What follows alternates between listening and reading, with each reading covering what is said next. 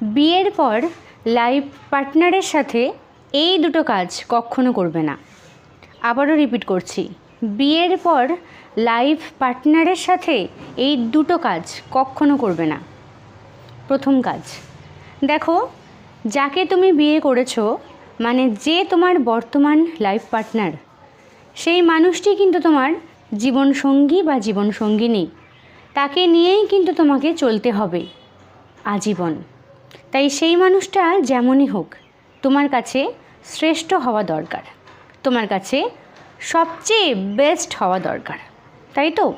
তাই সেই মানুষটার সাথে অন্য কারোর কম্পেয়ার করে তাকে কখনো ছোট করবে না। যেমন ধরো, ও না খুব সুন্দর রান্না করে, ও না দেখতে খুব সুন্দর, আচ্ছা জানো, ও না এই কাজগুলো খুব সুন্দর করে করে, তুমি কিন্তু ঠিক এগুলোকে করতে পারো না ভালোভাবে। আচ্ছা, ওকে দেখেছো, ও এই জিনিসগুলোকে খুব ভালোভাবে করে, তুমি না ঠিক এই জিনিসগুলো ভালোভাবে করতে পারো না। এইভাবে অন্য কারোর সাথে তুলনা দিয়ে নিজের কাছের মানুষকে কখনো ছোট করবে না।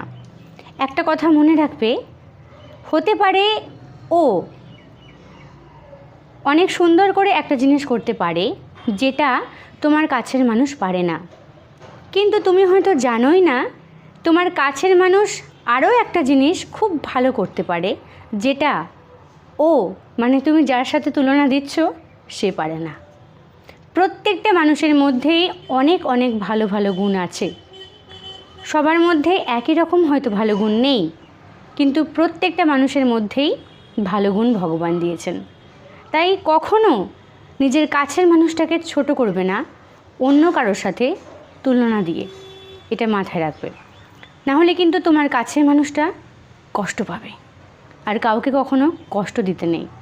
যে মানুষটা তোমার সাথে থাকবে, যে মানুষটা আজীবন তোমার হাতটা ধরে এসেছে, তোমার হাতে হাত রেখে তোমার সাথেই কাটাবে বলে সারাটা জীবন, তাকে কখনো ছোট করবে না। মনে রেখো, আবারও বলছি, প্রত্যেকটা মানুষের মধ্যে ভালো গুণ দিয়েছেন ভগবান, সবার মধ্যেই ভালো গুণ আছে, শুধু একটু খুঁজে নিতে হবে।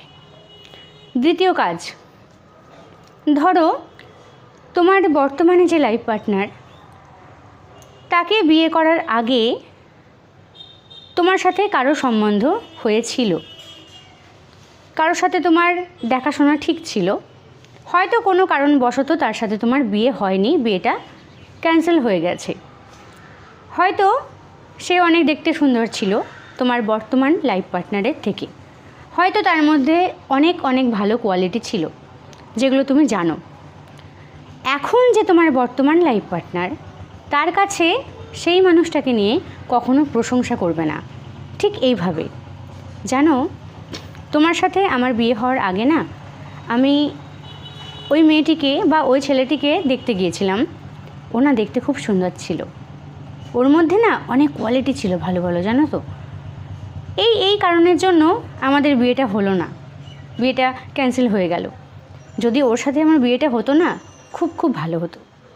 এইভাবে কখনো বর্তমান জীবনসঙ্গী বা জীবনসঙ্গিনীর কাছে এই কথাগুলো কখনো বলবে না। তুমি জানো না তোমার কাছের মানুষটা কতটা হার্ট হবে।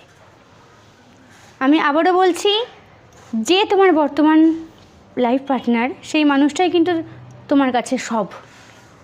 তাই পারলে এইভাবে বলো, জানো, তোমার আগে না আমি একটা মেয়েকে দেখতে গিয়েছিলাম, যে কিন্তু দেখতে খুবই খারাপ, যার মধ্যে কোনো গুণই ছিল না। বিশ্বাস করো, তোমার মধ্যেই আমি ভালো গুণ দেখেছি, তোমাকে দেখতে সবচেয়ে সুন্দর, তোমার মতন আমার কাউকে লাগেইনি, তাই তো আমি তোমাকে পেয়েছি, তাই তো আমি তোমাকেই বিয়েটা করলাম। এইভাবে পজিটিভ কিছু বলার চেষ্টা করো।